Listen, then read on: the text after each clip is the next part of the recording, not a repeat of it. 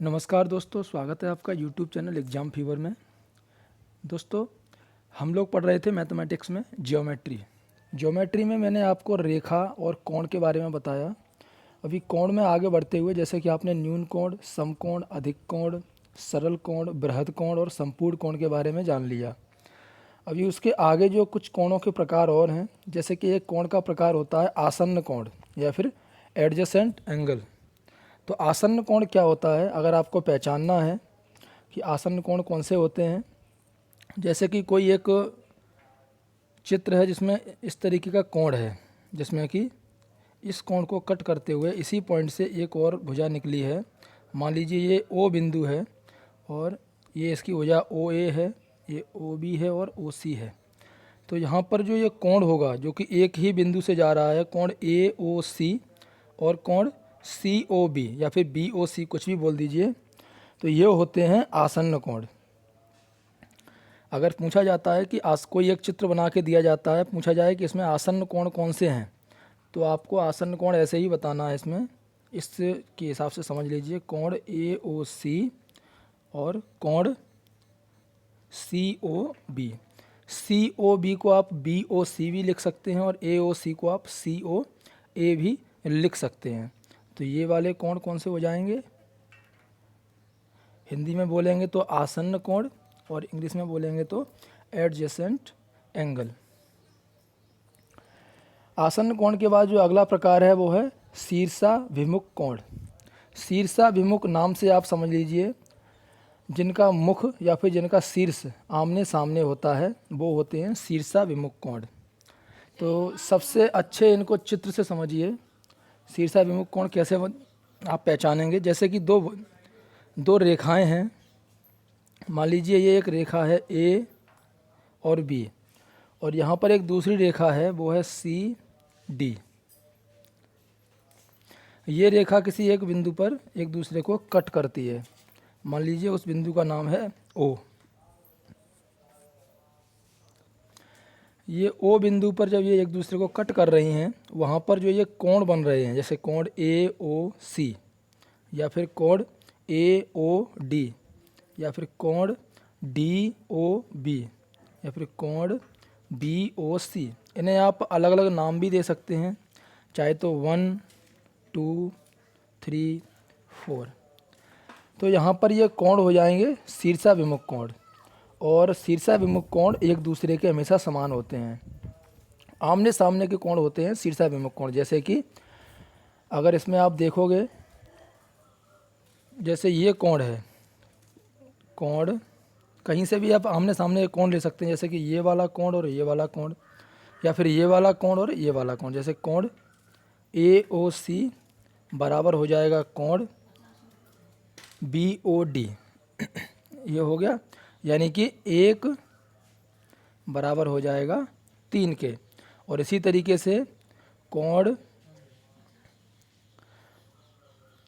ए O D बराबर हो जाएगा कोण बी ओ सी के, यानी कि 2 बराबर 4।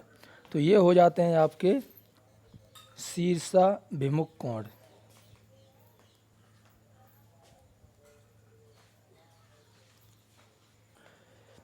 कोणों का एक प्रकार और होता है रेखिक युग्म के कोण।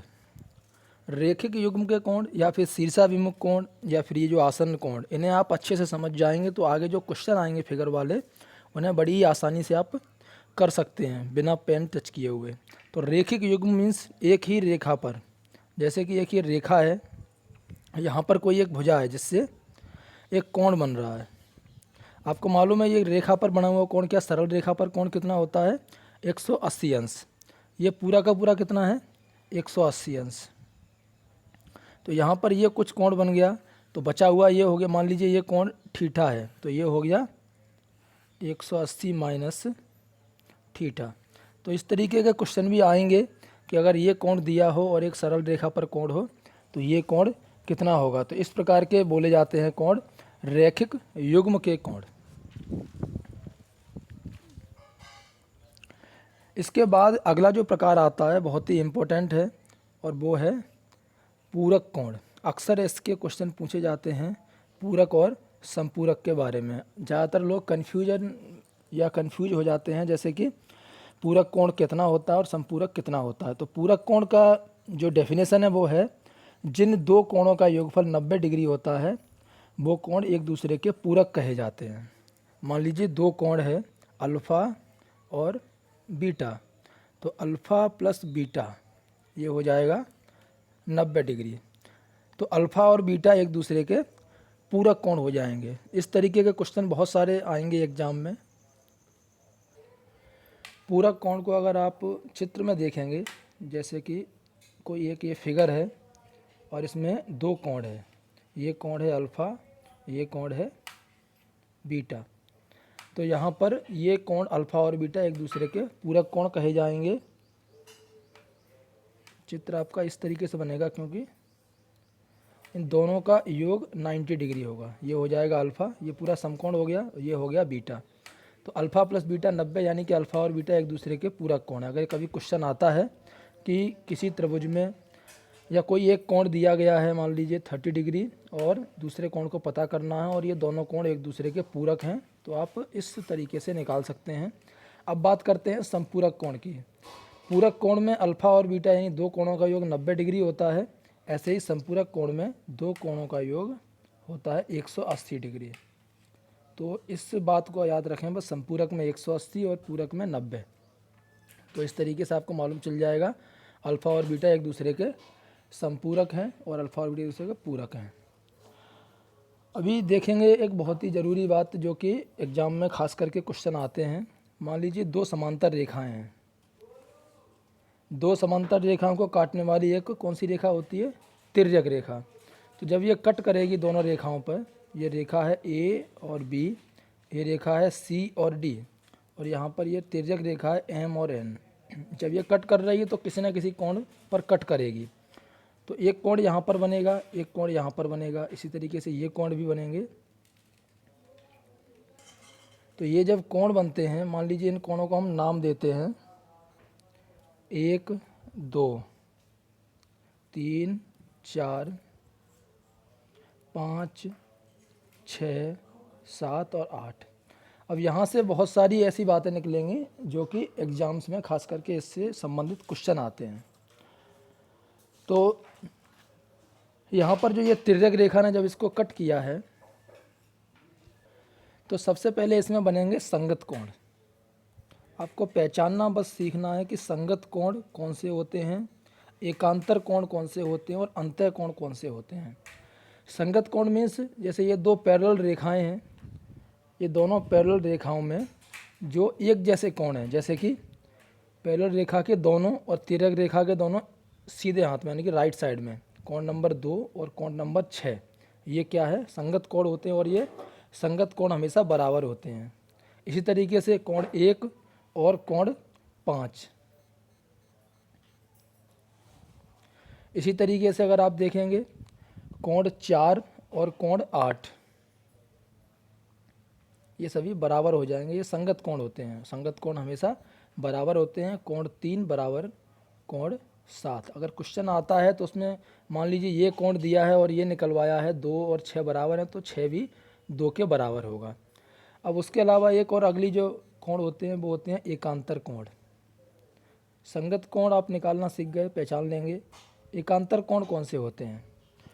एकांतर कोण होते हैं जैसे कि ये रेखा है, दोनों समांतर रेखाओं को जब कट किया है तो इस रेखा के एक इस साइड वाला और एक इस साइड, जैसे कि अगर आप ऐसे देखेंगे तो एक ये और एक ये एकांतर कोण हो गया, ये और ये वाला कोण। तो यहाँ पर कौन सा है? कोण 4 बराबर है कोण 6 के। एकांतर कोण भी हमेशा बराबर रहते हैं। कोण 3 बराबर हो जाएगा कोण 5 के। और इसके अलावा एकांतर कोण कौन से होंगे? जैसे कि कोण 2 बराबर हो जाएगा कोण 8 के। ये भी एकांतर कोण है, इस भुजा के एक इस साइड एक इस साइड है। और कोण 1 बराबर हो जाएगा कोण 7 के। ये तो हो गए एकांतर कोण और संगत कोण, ये बराबर हो जाएंगे। तो इस तरीके से आप बहुत सारे कोणों को निकाल लेंगे, एक कोण दिया हो फिर भी। अभी अंतः कोण और बहिष्कोण और हम जानेंगे इसमें। अंतः कोण कौन से होते हैं? अंतःकोण है जैसे कोण 4, कोण 5 और कोण 3, कोण 6 जो कि दोनों समांतर रेखाओं के अंदर हैं, ये हो गए अंतःकोण। और जो बाहर हैं ये हो गए बहिष्कोण। इनके नाम से ही मालूम चल रहा है, ये हो गए अंतःकोण और ये हो गए बहिष्कोण। तो ये कुछ बातें हैं जो आपको मालूम चली। जैसे इसके बारे में आपको मैंने बताया था कि संगत कोणों का प्रत्येक युग्म समान होता है, तो संगत कोण आपके ये समान हो गए। एकांतर अंतःकोणों का प्रत्येक युग्म समान होता है, ये समान हो गए अंतःकोण है जो एकांतर। और तिर्यक रेखा के एक ही ओर के अंतःकोणों का योग 180 अंश होता है। जैसे कि ये तिर्यक रेखा थी MN, तो इसके एक ही ओर के राइट साइड के अगर हम देखेंगे अंतःकोण, तो कोण 3 और कोण 6 इनका योग कितना हो जाएगा 180 अंश। कोण 3 प्लस कोण 6 इक्वल टू 180। इसी तरीके से कोण 4 प्लस कोण 5 हो जाएगा 180। अगर दो रेखाएं किसी तीसरी रेखा के समांतर हो, जैसे कि एक रेखा ये है एक रेखा ये है, अगर ये किसी एक तीसरी रेखा के समांतर हो, ये तीनों ऑटोमेटिक अपने आप में समांतर हो जाती हैं।